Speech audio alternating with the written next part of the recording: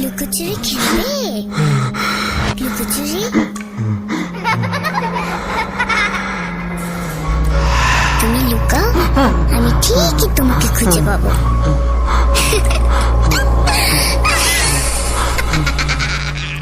শীতের আগুন, জিনের উৎপাত, একটি রিয়েল লাইফ হরর গল্প। আমি কোনোদিন বিশ্বাস করতাম না যে শীতের ভেতরেও আগুন থাকতে পারে। আগুন মানেই তাপ, আগুন মানেই পোড়া, আগুন মানেই ধোঁয়া, এই ধারণা নিয়েই বড় হয়েছি। কিন্তু সেই শীতের রাতে যখন আমার নিজের শরীর বরফের মতো জমে যাচ্ছিল, অথচ ভেতরে ভেতরে মনে হচ্ছিল আমি আগুনে পুড়ে যাচ্ছি, তখন বুঝেছিলাম পৃথিবীতে এমন কিছু আছে যা বইয়ে লেখা নেই, বিজ্ঞান ব্যাখ্যা করতে পারে না, আর বিশ্বাস না করলেও তা তোমার দরজায় এসে দাঁড়াতে পারে। ঘটনাটা শুরু হয়েছিল ডিসেম্বরের একদম মাঝামাঝি সময়। উত্তরবঙ্গের সেই গ্রামটায় শীত মানেই মৃত্যুসম। সূর্য দেখা যেত না দিনের পর দিন, সকাল দুপুর বিকেল সবই যেন একটানা ধূসর। কুয়াশা এতটাই ঘন ছিল যে নিজের হাত বাড়ালেও আঙ্গুল স্পষ্ট দেখা যেত না। সেই বছর শীত একটু বেশিই পড়েছিল। তাপমাত্রা নামতে নামতে 6 ডিগ্রিতে ঠেকেছিল। গ্রামের মানুষ আগুন পোহাচ্ছিল, খড়কুটো জ্বালাচ্ছিল, কাঠ জ্বালাচ্ছিল, তবু কাঁপুনি বন্ধ হচ্ছিল না। আমি তখন গ্রামের মাদ্রাসায় পড়াই। নাম আমার ইসমাইল। ধর্মীয় শিক্ষা দিয়েই জীবন কাটে আমার। জিন, শয়তান, অদৃশ্য সত্তা এসব নিয়ে পড়েছি কিতাবে, শুনেছি বয়স্ক আলেমদের মুখে, কিন্তু কখনো ভাবিনি নিজের চোখে দেখতে হবে। সেই শীতের প্রথম অস্বাভাবিক ঘটনাটা ঘটে আমাদের পাশের বাড়িতে। হাবিব চাচার ঘর থেকে হঠাৎ গভীর রাতে চিৎকার ভেসে আসে, আগুন আগুন! এই শব্দেই পুরো পাড়া জেগে ওঠে। আমি কম্বল গায়ে দিয়েই দৌড়ে যাই। দরজা খুলেই যা দেখি, সেটাই আমার জীবনের প্রথম ভুল বিশ্বাস ভাঙার মুহূর্ত। ঘরের মাঝখানে আগুন জ্বলছে, পরিষ্কার আগুন, লালচে নীলচে শিখা, কিন্তু আশ্চর্যজনকভাবে ঘরের কোনো কিছু পুড়ছে না।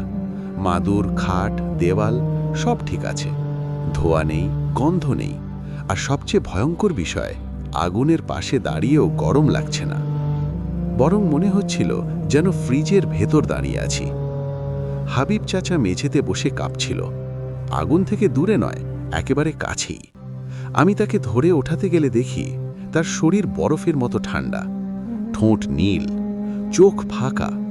সে ফিসফিস করে শুধু একটা কথাই বলছিল, ওরা এসে গেছে শীতের ভেতরের আগুন নিয়ে।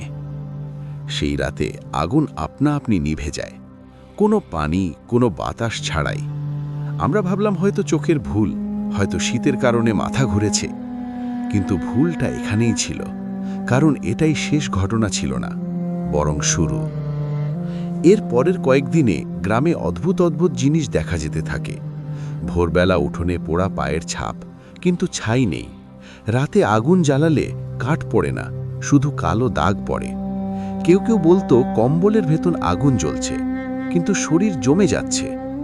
এসব কথা শুনে গ্রামের মুরব্বীরা চিন্তিত হয়ে পড়েন।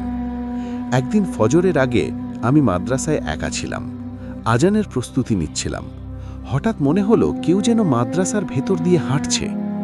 আমি দরজার দিকে তাকিয়ে দেখি মেঝের ওপর লালচে আগুনের মতো দাগ, যেন পায়ের ছাপ। প্রতিটা ছাপ থেকে হালকা আলো বেরোচ্ছে, কিন্তু তাপ নেই। আমি ভয়ে স্থির হয়ে দাঁড়িয়েছিলাম। ঠিক তখনই কানে একটা গলা এলো, খুব শান্ত কিন্তু ঠান্ডা। শীত আমাদের সময়, আগুন আমাদের ভাষা। আমি চারদিকে তাকালাম, কেউ নেই, কিন্তু বুকের ভেতর চাপ বাড়তে থাকলো। মনে হচ্ছিল কেউ আমার শ্বাস গুনছে। এর কয়েক রাত পরেই মাদ্রাসার ছাত্র রিয়াদের ঘটনা ঘটে। মাত্র 13 বছরের ছেলে গভীর রাতে হঠাৎ চিৎকার শুরু করে। আমরা দৌড়ে যাই। সে বিছানায় শুয়ে কাঁপছে আর বলছে, আমি পুড়ে যাচ্ছি, আগুন নিভাও। কিন্তু তার শরীর স্পর্শ করতেই বোঝে গেল সে ঠান্ডায় জমে যাচ্ছে। হঠাৎ তার কণ্ঠ বদলে গেল, গলার স্বর ভারী, অপরিচিত। সে আমাদের দিকে তাকিয়ে বলল, ও দরজা, ও আমাদের দেখেছে। সেই মুহূর্তে আমি বুঝে গিয়েছিলাম এটা কোনো সাধারণ অসুখ না। গ্রামের বয়স্ক আলেম আলাউদ্দিন হুজুর তখন বলেছিলেন এমন একটা কথা যেটা আজও কানে বাজে। তিনি বলেছিলেন, কিছু জিন আছে যারা আগুনের হলেও শীতে আসে, কারণ শীতে মানুষের মন দুর্বল থাকে, শরীর ভেঙে পড়ে। তারা আগুন ব্যবহার করে, কিন্তু সেই আগুনে তাপ নেই, ওটা আত্মার আগুন। সেই রাত থেকেই আমার জীবন বদলাতে শুরু করে। ঘুমালে স্বপ্নে দেখি বরফের মাঠের মাঝে আগুন জ্বলছে, আর সেই আগুনের ভেতর কেউ দাঁড়িয়ে আছে। জেগে উঠলে দেখি বুকের ওপর অদ্ভুত ভার, কানে ফিসফিস শব্দ, তুমি আমাদের গল্প বলবে। সেই মুহূর্তে আমি বুঝে গিয়েছিলাম, এই গল্প শুধু গ্রামের না, এই গল্প আমার নিজেরও। সেই রাতের পর থেকে আমি আর ঠিকমতো ঘুমাতে পারতাম না। চোখ বন্ধ করলেই মনে হতো কেউ যেন আমার বুকের উপর বসে আছে। শ্বাস নিতে কষ্ট হতো, অথচ জানালা খুলে রেখেও বাতাস গরম লাগতো না। শরীর বরফের মতো ঠান্ডা, কিন্তু ভেতরে ভেতরে একটা অদ্ভুত জ্বালা। মনে হতো আগুন জ্বলছে, কিন্তু সে আগুন শরীর পোড়াচ্ছে না, মন পোড়াচ্ছে। গ্রামের পরিবেশও বদলে যাচ্ছিল।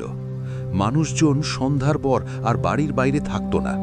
মাগরিবের আজান পড়তেই চারদিক নিস্তব্ধ হয়ে যেত। কুকুরগুলো পর্যন্ত আর ডাকে না। আগে রাতে দূরে শিয়ালের ডাক শোনা যেত, কিন্তু সেই শীতে একটাও শিয়াল ডাকেনি। যেন প্রাণীরা আগেই বুঝে গিয়েছিল এই গ্রামে এমন কিছু এসেছে যাদের সামনে শব্দ করাও বিপদ। একদিন বিকেলের দিকে হঠাৎ দেখি মাদ্রাসার পুকুরের পানি থেকে ধোঁয়ার মতো কিছু উঠছে।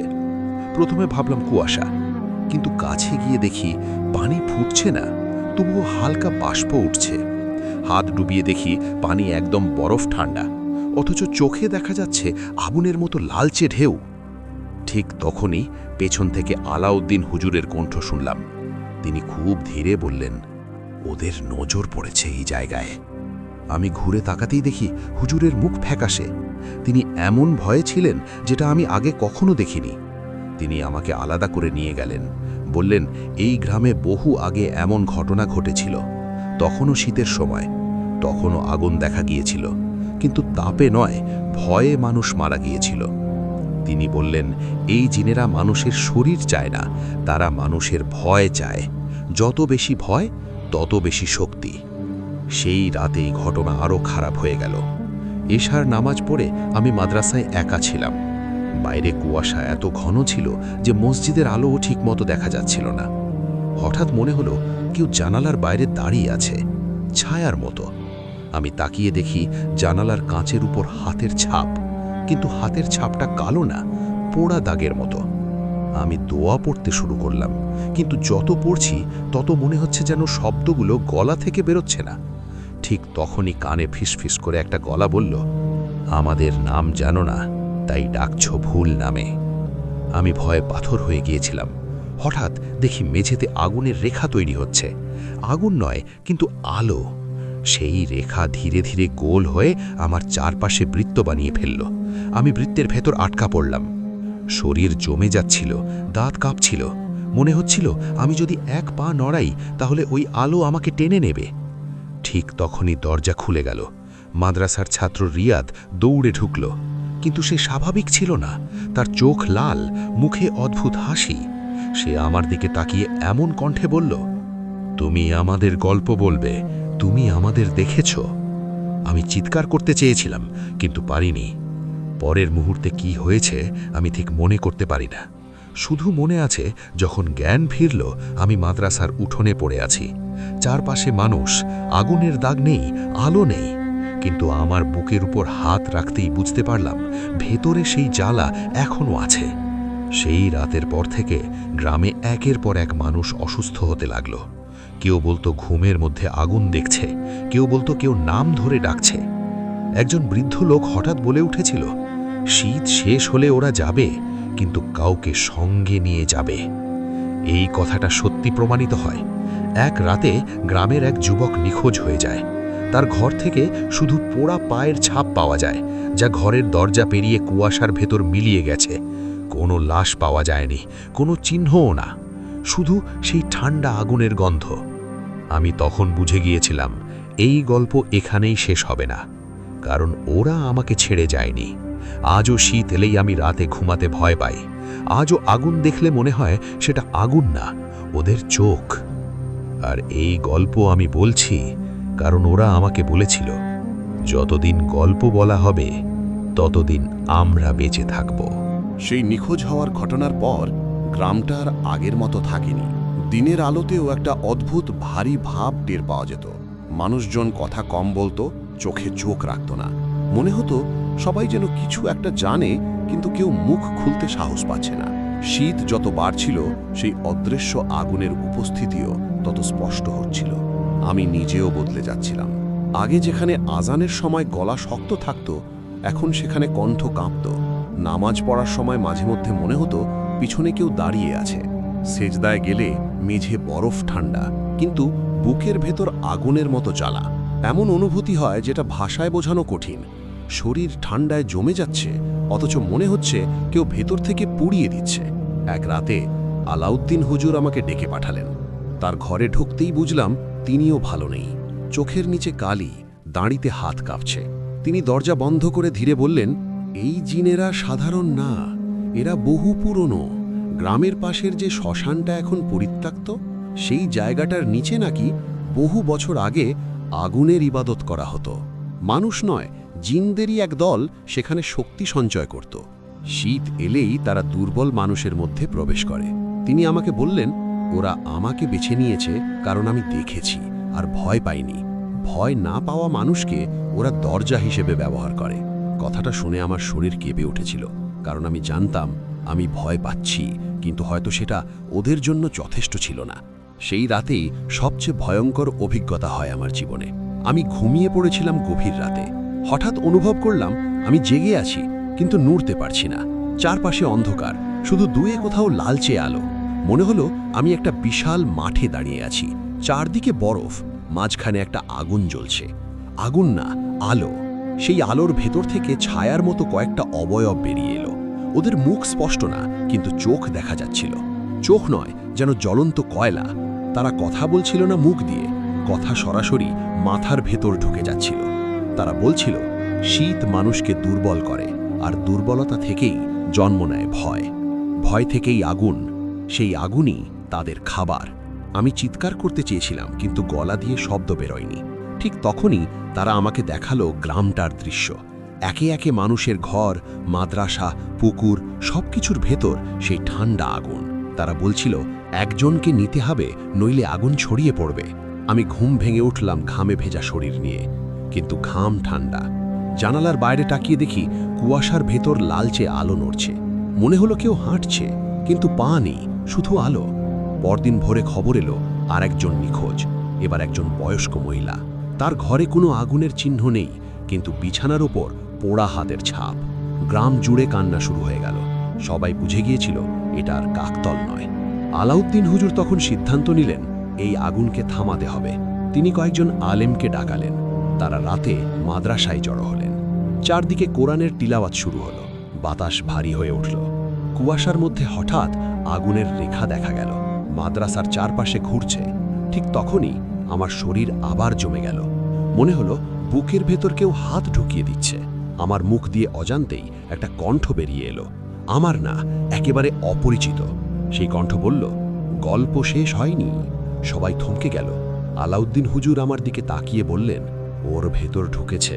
আমি কিছু বলতে পারছিলাম না, চোখ দিয়ে শুধু পানি পড়ছিল।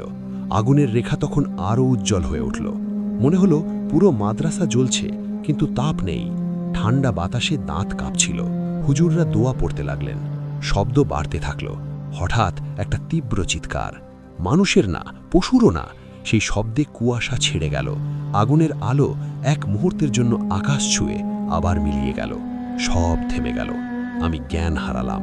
যখন জেগে উঠলাম তখন সকাল। সূর্য দেখা যাচ্ছিল বহুদিন পর। গ্রামে আর কোনো আগুনের দাগ নেই। কুয়াশা পাতলা। সবাই বলল শেষ পর্যন্ত আগুন থেমে গেছে, কিন্তু আমি জানি পুরো সত্য এটা না। কারণ শীত এলেই আজও আমার বুকের ভেতর সেই জ্বালা ফিরে আসে। আজও কখনো কখনো ঘুমের মধ্যে সেই কণ্ঠ শুনি, গল্প শেষ হয়নি। আর এই গল্প আমি বলছি কারণ হয়তো যতদিন বলা হবে ততদিন ওরা পুরোপুরি ফিরে আসবে না। সকালে সূর্য উঠেছিল ঠিকই, কিন্তু সেই আলোতে কোনো উষ্ণতা ছিল না। মনে হচ্ছিল আলোটা শুধু দেখানোর জন্য, গরম দেওয়ার জন্য না। গ্রামবাসীরা বলাবলি করছিল, এতদিন পর সূর্য দেখা গেল, বুঝি সব শেষ। কিন্তু আমার বুকের ভেতর তখনও সেই আগুন নেভেনি। আমি জানতাম যা ঘটেছে সেটা কোনো শেষ না, শুধু বিরতি। আমি ধীরে ধীরে স্বাভাবিক জীবনে ফেরার চেষ্টা করছিলাম। মাদ্রাসায় পড়ানো, নামাজ, মানুষের সাথে কথা বলা সবই করছিলাম, কিন্তু ভেতরে ভেতরে আমি আর আগের ইসমাইল ছিলাম না। কখনো হঠাৎ হাত বরফ ঠান্ডা হয়ে যেত, কখনো বুকের মাঝখানে জ্বালা উঠত। আয়নার সামনে দাঁড়ালে মাঝে মাঝে মনে হতো আমার চোখের ভেতর কেউ তাকিয়ে আছে। শীত শেষের দিকে আলাউদ্দিন হুজুর খুব অসুস্থ হয়ে পড়লেন। জ্বর না, কাশি না, শুধু শরীর ঠান্ডা হয়ে যাচ্ছিল। কম্বল চাপা দিয়েও কাঁপুনি থামছিল না। আমি তাকে দেখতে গেলে তিনি আমার হাত ধরে খুব ধীরে বলেছিলেন, ওরা পুরো যায়নি, তুমি এখনো দরজা। এই কথাটা শোনার পর আমার মাথা ঘুরে উঠেছিল। আমি তাকে জিজ্ঞেস করেছিলাম, এর শেষ কি? তিনি চোখ বন্ধ করে বলেছিলেন, শেষ নেই, শুধু কাউকে বেছে নিতে হয়। সেই রাতেই হুজুর মারা গেলেন, কোনো চিৎকার, কোনো কষ্ট ছাড়াই। কিন্তু মৃত্যুর সময় তার ঘরের ভেতরে হালকা লালচে আলো দেখা গিয়েছিল, ঠিক আগুনের মতো। কিন্তু আগুন না। গ্রামের মানুষ তখন আর সন্দেহ করেনি, সবাই বুঝে গিয়েছিল ওরা একটাকে নিয়ে গেছে। হুজুরের মৃত্যুর পর গ্রামে শান্তি ফিরে এলো ঠিকই, কিন্তু আমার জীবনে না। কারণ তার কয়েক রাত পরেই আমি আবার স্বপ্ন দেখতে শুরু করলাম। সেই বরফের মাঠ, সেই আগুন, সেই ছায়ারা। এবার তারা কাছে এলো, বলল, গল্প শেষ করতে হবে, শেষ না হলে আগুন আবার জ্বলবে। আমি বুঝে গিয়েছিলাম ওরা আমাকে ব্যবহার করছে। আমি যদি চুপ থাকি হয়তো অন্য কেউ বলি হবে। এই বোঝাটা নিয়ে বাঁচা খুব কঠিন। এক রাতে আমি সিদ্ধান্ত নিলাম সেই পরিত্যক্ত শ্মশানের কাছে যাব, যেটার কথা হুজুর বলেছিলেন। গভীর রাত, চারদিকে কুয়াশা, পা বাড়াতেই মনে হচ্ছিল মাটির নিচে কেউ হাঁটছে। শ্মশানে পৌঁছতেই বাতাস হঠাৎ ঠান্ডা হয়ে গেল। আমার নিঃশ্বাস থেকে ধোঁয়া বের হচ্ছিল, কিন্তু কপালে ঘাম। হঠাৎ মাটির ওপর সেই আগুনের রেখা আবার দেখা দিল। এবার সেটা গোল হয়ে নয়, একটা পথের মতো। আমি বুঝে গেলাম এটাই ওদের ডাকা।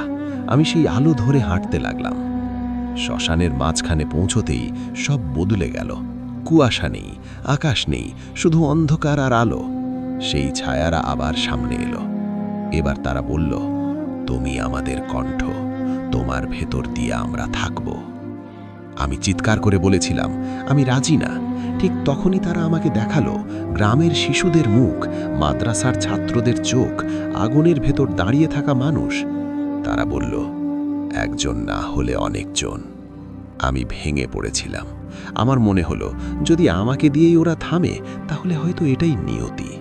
সেই মুহূর্তে আমি চোখ বন্ধ করেছিলাম, কিন্তু কিছু একটা বদলে গেল। আমি কোরআনের আয়াত পড়তে শুরু করলাম, প্রথমে কাঁপা কণ্ঠে, তারপর জোরে। সেই আলো কেঁপে উঠল, ছায়াগুলো পিছু হটল। আগুনের মতো আলো ফেটে গেল, এক ভয়ঙ্কর শব্দে চারদিক অন্ধকার হয়ে গেল। আমি জ্ঞান হারালাম। যখন চোখ খুললাম আমি শ্মশানের বাইরে পড়ে আছি। ভোরের আলো, শরীর দুর্বল, কিন্তু বুকে সেই আগুন নেই। অনেক দিন পর মনে হলো ভেতরটা ঠান্ডা। গ্রামে ফিরে দেখি আর কোনো অদ্ভুত ঘটনা নেই। শীত শেষ হয়ে এসেছে, মানুষ আবার স্বাভাবিক। সবাই ভাবল অভিশাপ কেটে গেছে, কিন্তু আমি জানি পুরো সত্যটা আলাদা।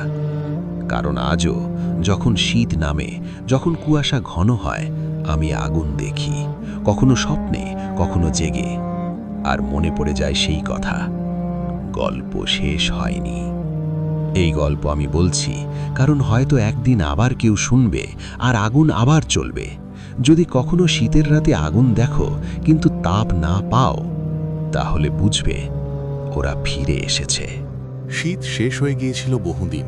মাঠে সরিষা ফুল ফুটেছে, গাছে নতুন পাতা। মানুষ আবার হাসতে শিখেছে। বাইরে থেকে দেখলে মনে হতো সেই শীতের আগুন ছিল শুধু একটা দুঃস্বপ্ন। কিন্তু দুঃস্বপ্ন হলে ঘুম ভাঙলে বুক হালকা হয়। আমার ক্ষেত্রে তা হয়নি। আমি গ্রামের মানুষদের থেকে ধীরে ধীরে দূরে সরে যাচ্ছিলাম। কেউ কিছু জিজ্ঞেস করলে ছোট করে উত্তর দিতাম, কারণ আমি জানতাম যত বেশি কথা বলবো তত বেশি স্মৃতি জেগে উঠবে, আর স্মৃতি জেগে উঠলেই ওরা নড়ে ওঠে। এক রাতে হঠাৎ বিদ্যুৎ চলে যায়, পুরো গ্রাম অন্ধকার। জানালার বাইরে তাকিয়ে দেখি কুয়াশা নেই, অথচ বাতাস ঠান্ডা, খুব ঠান্ডা। আমি কম্বল গায়ে দিয়েও কাঁপছিলাম। ঠিক তখনই বুঝলাম এই ঠান্ডা স্বাভাবিক না। ঘরের ভেতরে হালকা আলো ফুটে উঠল, কোনো বাতি না, কোনো আগুন না, শুধু দেওয়ালের কোণে লালচে আভা। বুকের ভেতর আবার সেই পুরনো জ্বালা। আমি বুঝে গেলাম ওরা এসেছে। কানে সেই পরিচিত ফিসফিস খুব কাছ থেকে। তুমি কথা দিয়েছিলে। আমি কিছু বলিনি, চোখ বন্ধ করে বসেছিলাম, মনে মনে দোয়া পড়ছিলাম। কিন্তু ওরা আর আগের মতো দুর্বল ছিল না। এবার কণ্ঠ আরও স্পষ্ট। গল্প শেষ হয়নি, শুধু শীত গেলেই আমরা যাই না। হঠাৎ আমার চোখের সামনে দৃশ্য বদলে গেল। আমি আবার সেই বরফের মাঠে, কিন্তু এবার আগুনটা বড়, অনেক বড়। তার চারপাশে অসংখ্য ছায়া, ছোট বড়, কেউ শিশু, কেউ বৃদ্ধ। তারা সবাই আগুনের দিকে তাকিয়ে আছে। তাদের চোখে ভয় নেই, শুধু শূন্যতা। ওরা বলল এরা সবাই সেই আগুনের ছোঁয়া পেয়েছে। কেউ হারিয়েছে জীবন, কেউ হারিয়েছে ঘুম, কেউ হারিয়েছে বিশ্বাস। আর আমি হারিয়েছি স্বাভাবিকতা। আমি জিজ্ঞেস করেছিলাম এটার শেষ কোথায়? উত্তরটা এসেছিল খুব ধীরে, খুব ঠান্ডাভাবে। শেষ তখনই যখন মানুষ ভুলে যাবে। এই কথাটা শোনার পর আমি বুঝে গিয়েছিলাম আমি যতদিন এই গল্প মনে রাখব ততদিন ওরা বেঁচে থাকবে। কিন্তু আমি যদি না বলি, যদি চেপে রাখি, তাহলে হয়তো ওরা অন্য কাউকে দরজা বানাবে। সেই মুহূর্তে আমি একটা সিদ্ধান্ত নিয়েছিলাম, আমি পালাবো না, আমি লুকোবো না, আমি গল্প বলবো। সবাইকে বলবো, যাতে কেউ অন্ধকারে অজানা ভয়ে না পড়ে। যেন কেউ শীতের রাতে আগুন দেখলে বুঝতে পারে এটা শুধু আগুন না। যেন কেউ শীতের রাতে আগুন দেখলে বুঝতে পারে এটা শুধু আগুন না। পরদিন ভোরে আমি গ্রাম ছেড়ে চলে যাই, মাদ্রাসা, মানুষ সব পেছনে ফেলে। নতুন জায়গায় নতুন জীবন শুরু করি। কিন্তু শীত এলেই আমি জানি ওরা দূরে নেই, শুধু অপেক্ষা করছে। আজ এত বছর পর আমি এই গল্প বলছি, কারণ গত রাতে আবার সেই আগুন দেখেছি। জানালার বাইরে নয়, আয়নার ভেতরে। আগুন জ্বলছিল, কিন্তু আমার ঘর ঠান্ডা। আর আগুনের ভেতর আমি নিজেকেই দাঁড়িয়ে থাকতে দেখেছি।